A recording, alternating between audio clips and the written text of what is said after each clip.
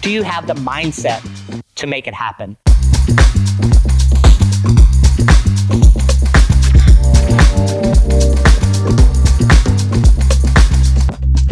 Make a decision. Embrace the fear. Well, a lot of you came back, which is really great. So that man with that hair, it is special. Yeah, he was a hair model. No, I'm just kidding. But this is the keynote, and I think that kind of extending the themes of the evening in terms of decisiveness, clarity, Goliath versus David, adaptability quotient, and so much more. I had thanked Rick when a lot of you weren't here. I'm going to thank him again for building this amazing community. Thank you guys for being part of it. So with that, I'm going to bring you, Rick, on stage so that we can come on down. In the words of my song. So, thank you so much. Thank you. Thanks everyone for coming out. I wanted to start with thanking our sponsors. There's quite a number, and we have a couple from last year too. Starting with Radial, our title sponsor. EDS, our strategic partner. Pipe 17, platinum partner. One Stock, platinum partner. Rhythm. Rise AI, Revo, Ryder, Miracle, Crystal. Thank you so much. Thank you again. I'd like to give special thanks to our two-time sponsors. We started with ours last year, including Pipe 17 and Ryder. Thank you again.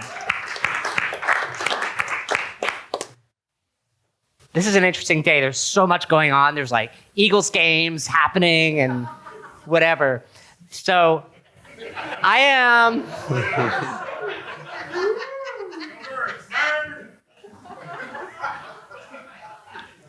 There's a lot of agentic conversations happening out there.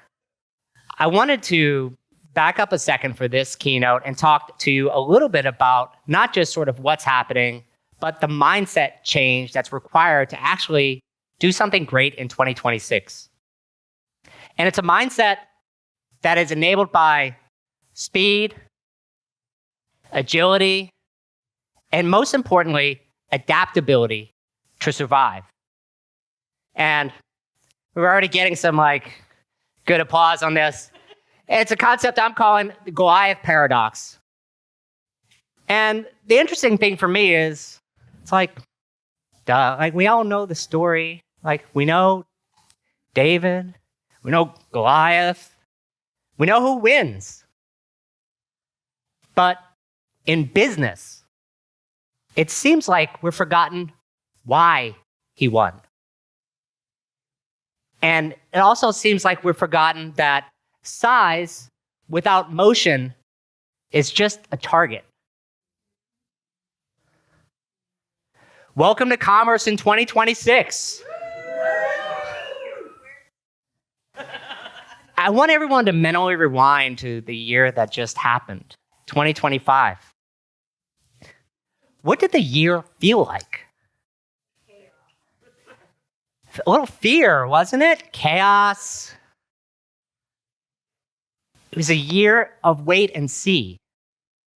It was a year of indecision.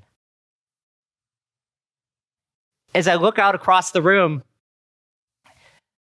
there's how many tariff announcements caused you to what do I do now? Especially if you're in the furniture category. Shout out to my furniture peeps.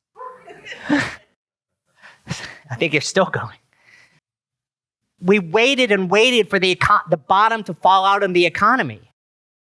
And it didn't happen. Yet we spent all that time waiting. Was it productive? We spent the first half of the last year forecasting and reforecasting and re-reforecasting. All it did was paralyze us.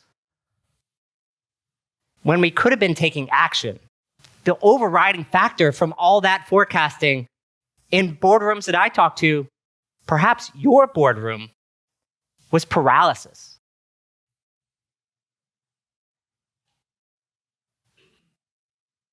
We saw also 1 billion agentic announcements. Like that's stopping anytime soon. If today is any judge, this week is any judge, Mr. Retail Agentic is in the room.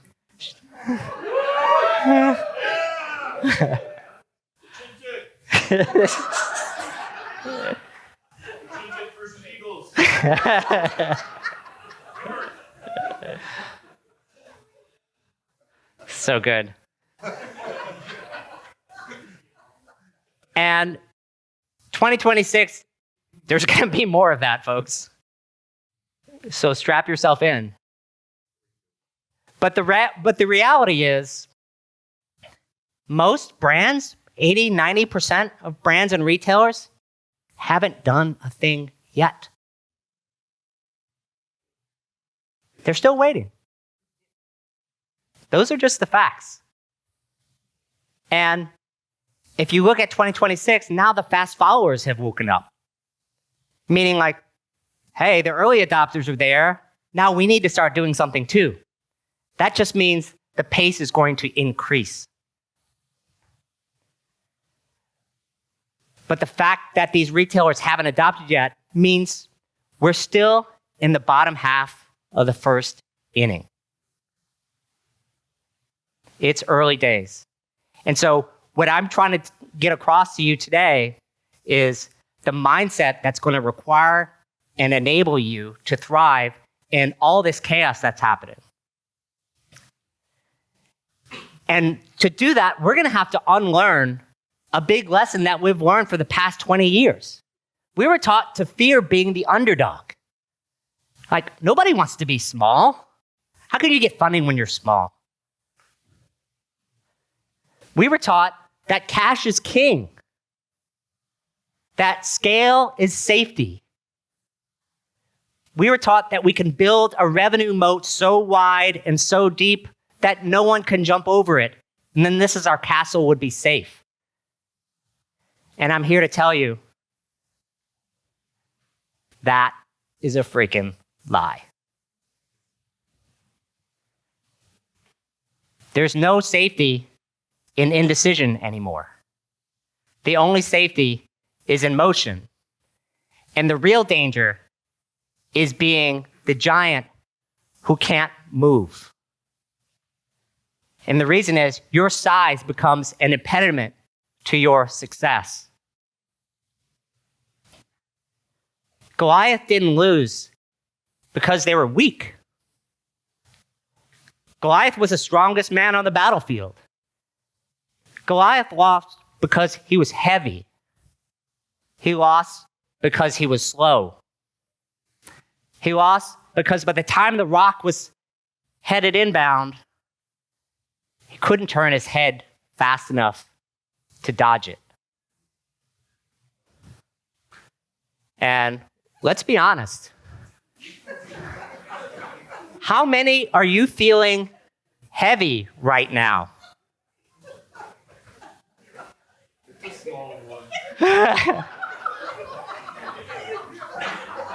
Sorry.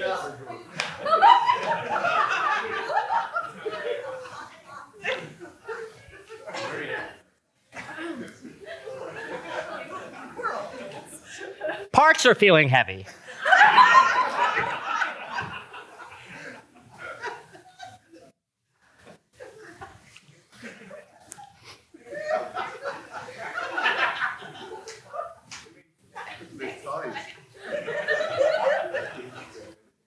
I talk to a lot of executives out there, and the overriding fear is paralysis. That's what you're seeing. They're looking at their tech stacks, that monolith they built back in 2012. They're looking at that org structure that takes 12 layers of approval to change a freaking landing page. There should not be any groans after that. This is what's holding you back. And what we're talking about here is how do we move past that as a group, and as an industry so that we can become more nimble and do better for our customers. Because doing nothing is not doing something. Ultimately, we think that standing still is some kind of safe harbor. Like, if I don't make a decision, I can't make a mistake. Ultimately, the way things shake down is if you make a decision, you can succeed and build on your success. If you make a decision and fail, you can pivot. Like friends, pivot. And you can fix the problem, any problems that happen. But ultimately, if you don't make any kind of decision, then what we're talking about is really stagnation. And so intellectually, like, why does this happen? And I think humans are just kind of wired that way. And we ultimately fear what we can't see. The unknown. The devil we know. This is what we're used to. You know, the people that we're comfortable with, they make me comfortable. The process that makes us comfortable. That comfort has become shackles for our culture. And if you're in one of the biggest tectonic shifts in technology in the last 30 years, that's not a good place to be. So how do we start to break out of these things? And I want to actually go back for a little bit of a history lesson because I've been in e-commerce a long time. And through all of this, really, not fully to 95, but pretty close. We've been through a big history here, and it feels like something big is happening again. The first era is really the age of presence. And I think the easiest thing to say about it is like, you build it, you come. Anyone could just throw up a website. You can monetize those eyeballs and hopefully sell it to someone else, before the bubble burst. Age 2 here, age of efficiency, and we've talked about the age of efficiency some. This is the Amazon effect. 2-day shipping, CAC arbitrage.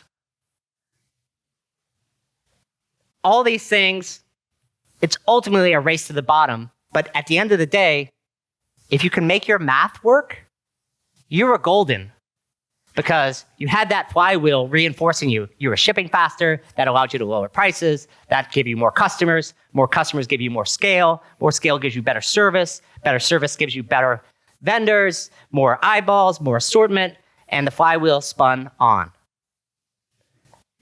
That changed a little bit with the age of social, where brands needed to start to become media companies first and retailers second. Every brand needed a voice. What's our voice? Your voice is what your soul is supposed to be. We tend to forget that. What we're entering now is really the age of intelligence. It's no longer enough to simply generate and respond to demand.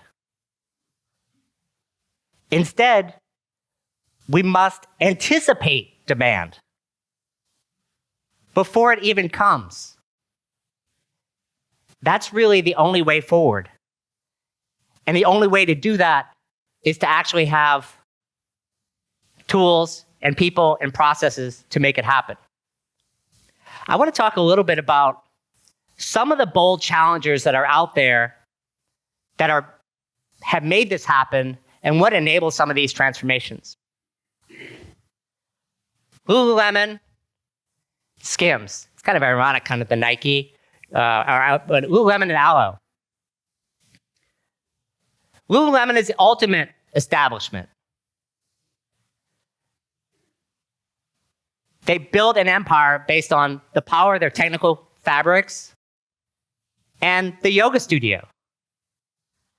The entire viral coefficient of Lulu was kickstarted by essentially yoga instructors. The definition of a juggernaut, the definition of a Goliath. I've said to clients on calls, why the hell does the world need another yoga company? The short answer is they didn't. Alo competes on lifestyle.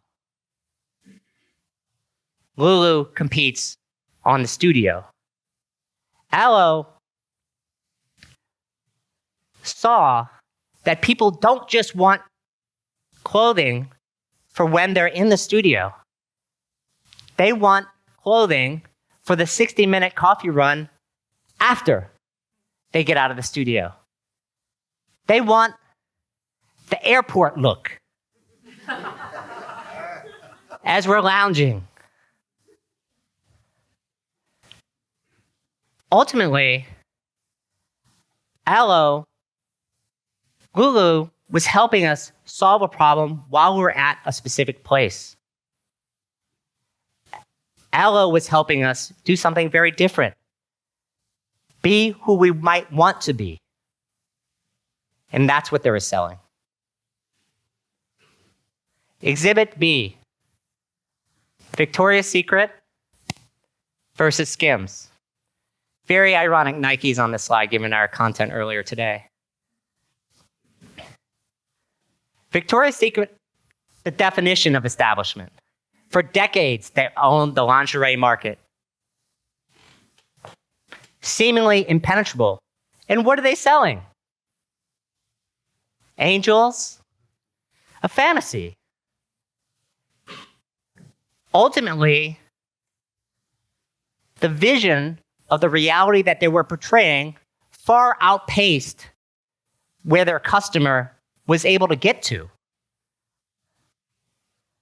On the other side, Skims. Of course, we have the Kardashians, maybe the greatest marketers the world has ever known.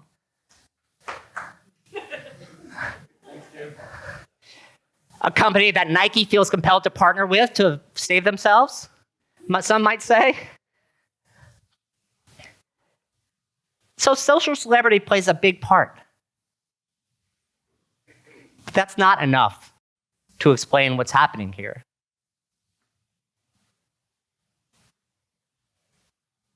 Skims is solving a problem that Victoria's Secret never even thought about. If you think about a company that could have entered this space, it was Victoria. You already had all the garments there. You were already in the store. What Skims instead was selling was the combination of high fashion engineering and body positivity. That's what they're selling. Ultimately, Victoria was telling you who you should be. On the other hand, Skims was meeting women and increasingly men exactly where they are. While Victoria was selling lingerie and fantasy, Skims sold confidence.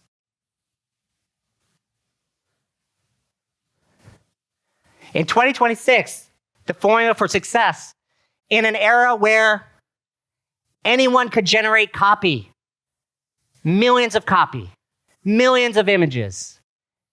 If you don't have time, your agent's going to do it for you. Everyone has dynamic pricing. These bold brands did not wait for a study of the measurable ROI on their brand soul. Instead, they stood for something. And standing for something is how you're going to compete this year because the same slop isn't going to get you to the next phase.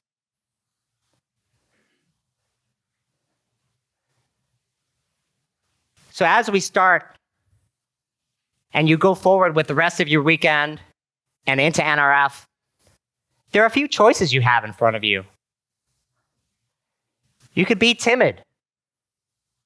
You could be afraid of AI slop, worried about how much data you don't have. You can embrace incrementalism. If we just get a little bit better, it'll be just fine.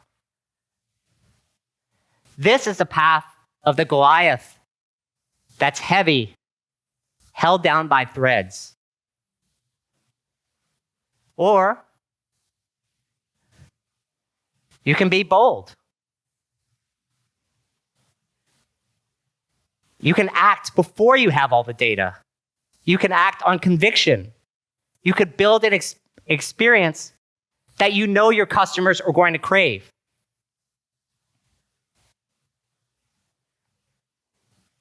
The brands that we're talking about and the people in this audience all have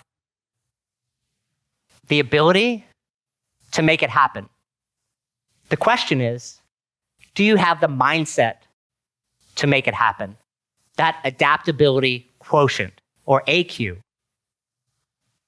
And so for 2026, really, the question is not, are you David?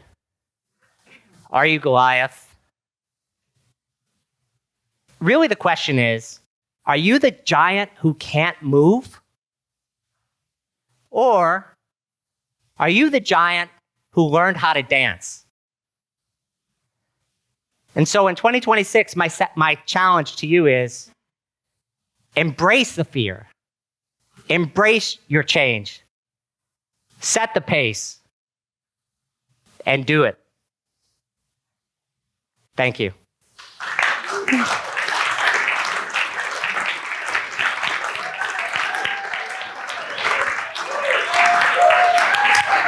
Good job, man. Thanks. All right. Don't go anywhere. Don't go anywhere. Don't go anywhere. All right. We're going to say a collective thank you. That concludes the content. Thank